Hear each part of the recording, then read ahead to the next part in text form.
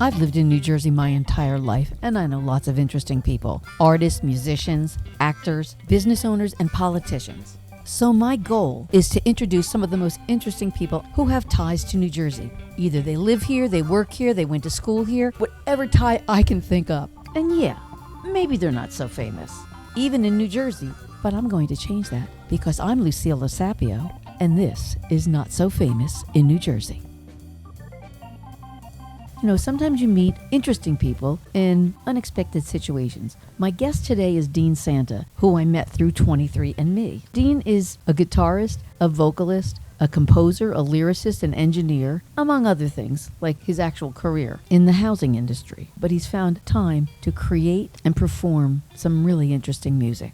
I'm sitting here with Dean Santa, and we are going to start out by just going over some general information about you as an artist. I mean, I know you're a singer, you're a songwriter, you're a guitar player, you're a music producer and an engineer. Which of these is the most central to your life as an artist? You know, I never really consider myself a musician, singer, songwriter, artist, engineer. It's kind of a hobby. I'm really a real estate guy that's been doing real estate my whole life. I work for the U.S. Department of Housing and Urban Development as a regional director. And I do have a passion for affordable housing and for real estate, bricks and mortar. But certainly I have a passion for music. And I started playing at 14 years old, played with some buddies from my neighborhood. We had a band. And then in 1984, I guess I was around 20, I left and started to play with a pop band called The Hope. We had some interest with Chrysalis Records and did a bunch of showcases. And then I hooked up with a guy by the name of Andy B. Bad, who had a record deal. He was a hip-hop artist, and he had a record deal with a really famous record producer called Arthur Baker, who wrote the song A-E-I-O-U, produced all kinds of people like Naked Eyes and Hall & Oates and Lou Reed, David Bowie. So we had a spec deal. We recorded a bunch of songs. He released a single. We had a song in a movie called Beach Street. Did some gigging and some touring. We did some track dates with Salt-N-Pepa.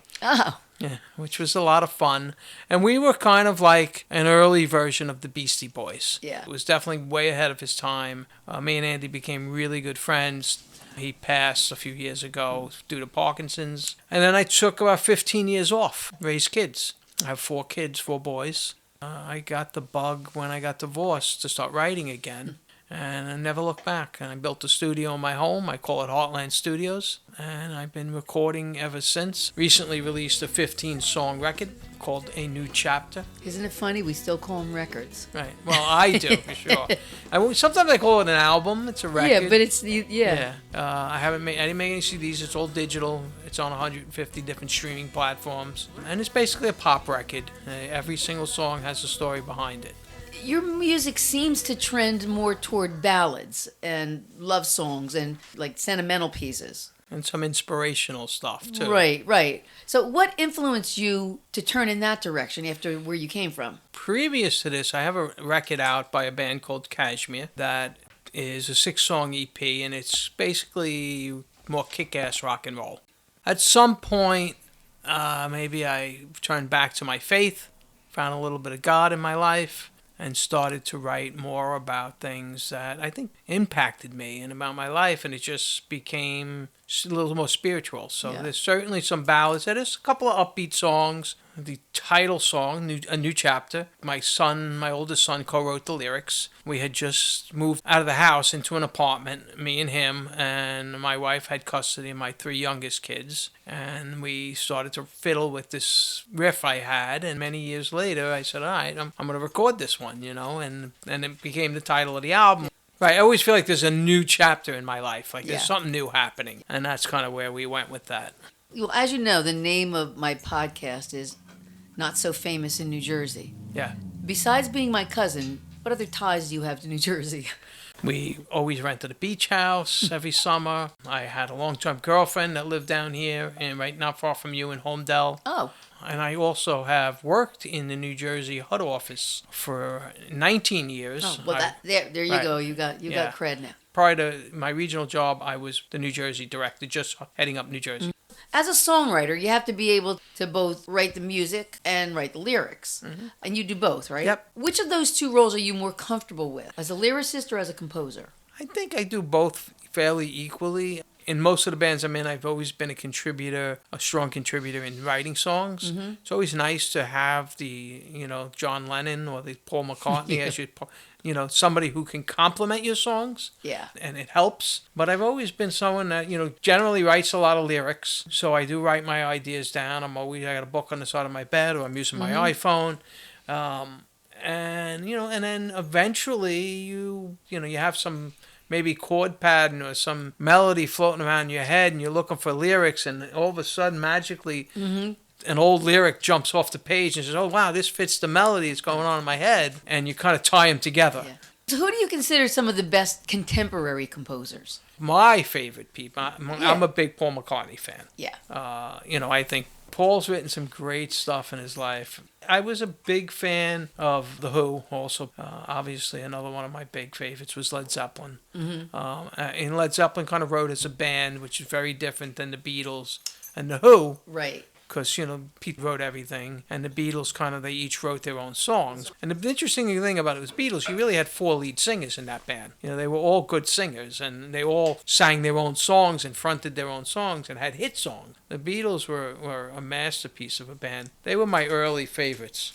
People tend to have their own style, but they're still heavily influenced by other musicians. Is there an artist that you think has influenced the way you play, the music that you write? Early on, I was influenced a lot by the rock bands, Zeppelin, The Who, and Kiss. Kiss was a big one of my early favorites. And Aerosmith. I played a lot like Joe Perry and Ace Frehley. That's more my style of rock guitar playing. I was never, an Eddie Van Halen type of player. But as I got older, I started to listen to more adult contemporary like Carole King and Alison Krauss, and even early Phil Collins stuff that he did, which is very ballad orientated. Right, yeah. And he actually said something that I always remembered. Heartbreak is good for an album. Falling in love is good for a song. Yeah. As I got older, and another one, I listened to a lot of Keith Urban recently, Morgan Wade, lots of country stuff recently. So it's kind of like, I guess some of that has spilled into my influences. There's some country influences in my music. I love the Eagles too, which were very country oriented. Yeah, I never kind of realized that the Eagles were country, because I'm not a country fan at all, but I do really like the Eagles. Right. Well, they were like a crossover, Yeah, right? like so a they country rock. Right, Yeah, right. yeah. And Leonard Skinner fell in that category Yeah. too. I always gravitated towards catchy melodies and catchy lyrics. And even when the new wave craze came in, and the Cars and the Police and Joe Jackson. Yeah, I like Joe Jackson. Yeah, all of that stuff was so catchy. And that's kind of like where I guess those were all my influences came together as pop. I was writing rock stuff for a long time. I wrote a lot of pop stuff in the 80s too. And I love engineering, so I do engineering for other people and producing for other artists. I have produced other records for people, which I enjoy doing too, and putting my little influence into it, or sometimes playing on the records, singing on the records. So I've been involved in stuff like that also. I did a song called Call Your Angels, which all the proceeds went to Carl Beanie Foundation for Hurricane Sandy. Don't be afraid. Go ahead and cry. Let it all out. Hold your head high. Call your angels to help you get by. In these desperate hours, in these desperate times. I had 34 Staten Island musicians play on it and sing on it. It brought the music community together. A lot of guys that lost stuff. A good friend of mine lost his whole recording studio. And that was kind of the beginning of me really starting to write more faith-based music. And I got a 6, maybe 7-song EP I'm working on now, all acoustic. There's some stuff in there that's faith-based, but I've been working on a number of rock and roll tunes. I want to do a rock record again. Not about faith, not about God. Actually some of the songs are more about politics. There's a little bit of political stuff in there. Have you ever seen that documentary, Some Kind of Monster? It's about Metallica. Oh, okay. I think I did see it. The one Yeah. where they're making the record. Yeah, and they have this, the shrink comes along with them on the tour. Yes, yes. I mean, it's when you see a band like U2 has been together for years, and it's Oh, a the tribute Stones. because not Yeah. many bands can stay together. No. I always liked the band Oasis, which are two brothers, and they don't talk anymore. And there's another band, Jet, same thing, two brothers, and Don't talk. broke up and they can't get along. It's hard. Yeah. The music business is really, really rough on you as a person if you believe in yourself. And I have friends that have just been crushed by it. Yeah. And the guy Andy B. Bad, who I played with and had a record deal, it crushed his soul for sure. Yeah. He was, very bitter. If you look at the numbers, if you just look at the numbers, how many people want to be career musicians? Right. And how many actually make it? I mean, how many Bruce Springsteens are there, or Princes, or Right. Madonnas? Very few. It's like the percentage is so Yep. infinitesimal. And if people understood that, maybe it would make a difference. I don't know. And I think what you have is certain musicians believe they have the talent, and there are plenty of really talented people that never make it. Yeah. And that's what frustrates them. And then you look out there and you see some of these newer artists that you wonder how they made it. And it's funny because people go, "Oh, cream always rises to the top." Right. No, it doesn't. No, not in music. No, a Yeah. lot of it is luck. Yep, and Being looks and you've seen now there's been a series of people, and they're talented, that have made it because they did things that they tattooed their whole faces, or they, Lady Gaga in the beginning with the bizarre outfits. But she's got a lot of talent. Yes, so Yeah. does Jelly Roll and Post Malone, but I think that's how they get the attention is by Right. But being... and then you have to deliver. Right, being outlandish, right. Yeah, And then if yeah. you can deliver, you can really... and Madonna was that way. Madonna was the original shock, And she's been able to reinvent herself. Yep, she never was a great singer, but she was a Right. good performer, good show, and kept herself in the spotlight by having negative stuff about Yeah. her. And she said, if no one's talking about you, no one's going to know who you are. But Right. And I think that's been a frustration for some talented people. They feel like if I can't make it on my music, but people are making it because they are in the spotlight for things they've done wrong. Yeah. But even so, you get in the spotlight, but you have to deliver You after have that. to deliver. I think we all have a picture of ourselves and how we think other people see us. Mm-hmm. But often that image is not the same thing that people see us. Right. Yeah, especially when you're in a band, right? You're in a band, you're popular. Yeah. My high school band was really popular. We all had long hair. It was 1979, and we were cool looking, good looking, and knew how to rock. So they had this image of us as probably bigger than we really were. My singer always did a good job of that. Even when we got the same high school band got back together in 2009, we recorded a record and released it. And we did a bunch of gigs. We played the Starland Ballroom a lot. We played the Stone Pony. We played in the city, Irving Plaza, Webster Hall, and the PlayStation Theater on 42nd Street. Opening up for some really big acts. I had some great shows. And my singer did one of his things was, let people think we're bigger than we really are. Yeah. Like we're a pro band. We really weren't. We didn't have a record label. We weren't signed. But that persona, never playing a bar, always playing in a big club on a stage with Yeah. lights and big sound systems, made people think that You were bigger. Yeah, we were bigger than we really were. What is it about you that either people don't know or would be surprised to hear? People that know me are surprised to hear that I've been a single father and raised 4 children for the last 18 years with no contact from their mother for the last 14 years. Really? Yeah. At one point I had 3 kids in diapers and my wife was in a rehab facility. Oh. I think that shocks people when Yeah, they realize, and yeah. especially when they meet my children and they see how well behaved they are and what good boys they are. They're Yeah. really surprised to find out that there was no mother in their lives. My mother was a very big Yeah. help, thank God. She was always there to help. And even my in-laws, I stayed very close with my in-laws, and they took the kids every other weekend. Which was a big help, just to give me some sanity. I went Sure, 12 yeah. days straight with them, and then, needed that break. So many people will be like, "Oh, a baby! Oh, I've got." When I was growing up, I had to watch my brother and sisters, and my older sister, when she had babies, I had to watch her kids. So, like, to me, babies are work. Yeah. It's not like, ooh, a baby. And people say, oh, you want to hold a baby? No, I don't.